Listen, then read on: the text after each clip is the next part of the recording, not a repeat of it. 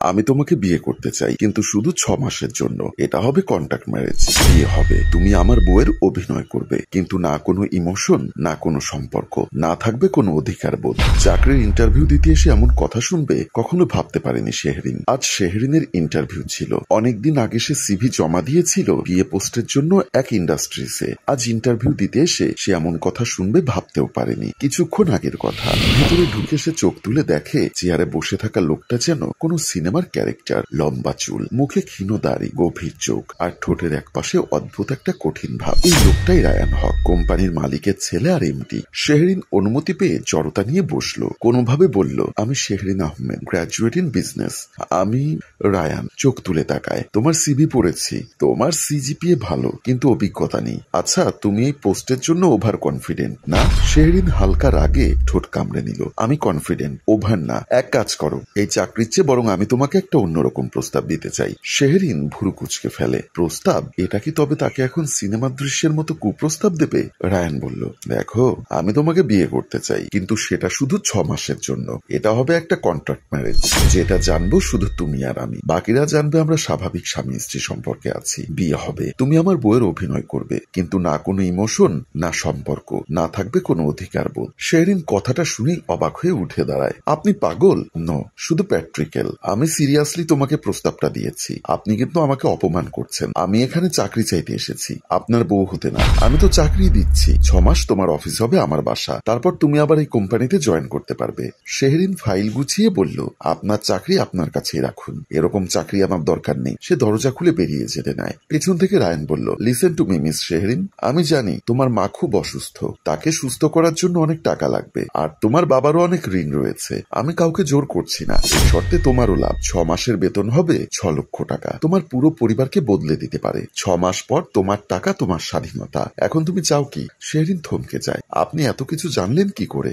Ryan হেসে বলল, সেটা তোমার না জানলেও চলবে। এখন ঠান্ডা মাথায় ভেবে দেখো তুমি কি করবে। শেহরিনের চোখের সামনে তার বাবার ঋণ, ভাইয়ের পড়াশোনা, মায়ের হসপিটাল বিল, সব এক মুহূর্তে চোখের সামনে ভেসে ওঠে। শেহরিন আর কিছু ভাবতে পারে না। চোখ ধুকে অজস্র পানি পড়তে থাকে। দৌড়ে বেরিয়ে আসে অফিস থেকে। শেহরিন অফিস থেকে ফিরে কাউকে কিছু বলার সুযোগ না দিয়ে সোজা রুমে গিয়ে দরজা বন্ধ করে দেয়। শেহরিনকে এভাবে রুমে যেতে দেখে তার মাও পিছু পিছু যায়। বাইরে থেকে তার মা ডাকতে লাগলো, শেহের, কি হলো রে? বাইরে থেকে এসে কিছু না খেয়ে দরজা বন্ধ করলি কেন?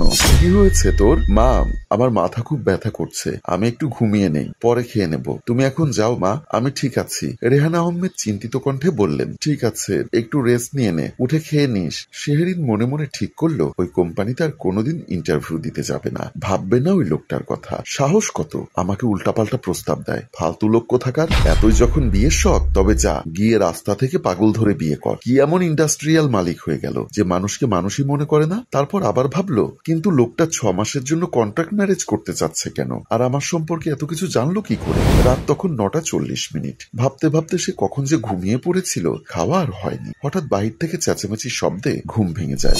আপু, আপু, মা কেমন জানি করছে।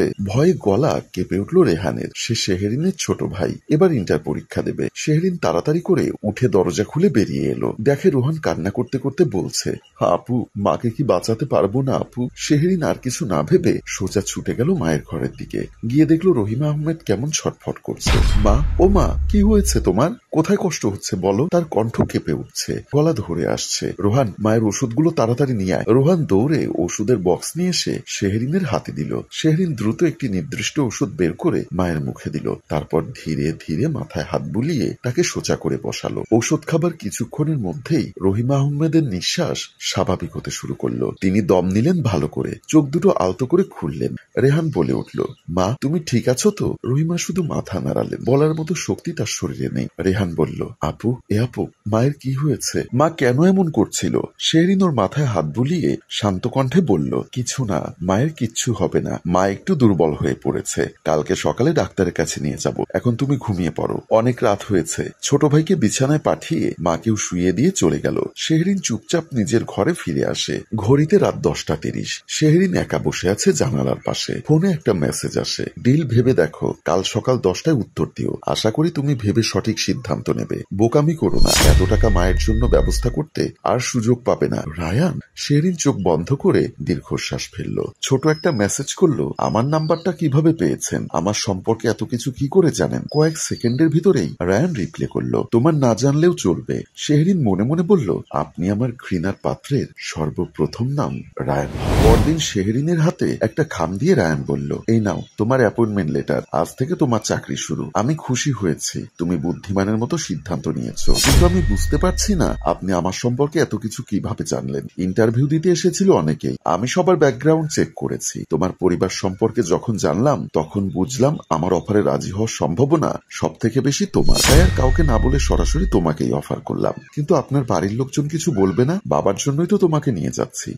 মানে আমার বাবা সিরাজুল হক একগুঁয়ে লোক, ওনার সামনেই তোমাকে আমার বউ হওয়ার অভিনয় করতে হবে। শুধু 6 মাস, এর মধ্যেই আমার কাজটা হয়ে গেলে ব্যাস তোমার ছুটি। প্রিয় ভিউয়ার্স, আপনারা চাইলে আমরা দ্বিতীয় পর্ব নির্মাণ করব, আর তার জন্য চাই বেশি বেশি শেয়ার এবং কমেন্ট। ধন্যবাদ সবাইকে। গল্পটির রচনা ও পরিচালনায় অভি, ক্যামেরায় শিহাব ও শাকিল এবং প্রযোজনায় মঞ্জুর মোর্শেদ। ধন্যবাদ।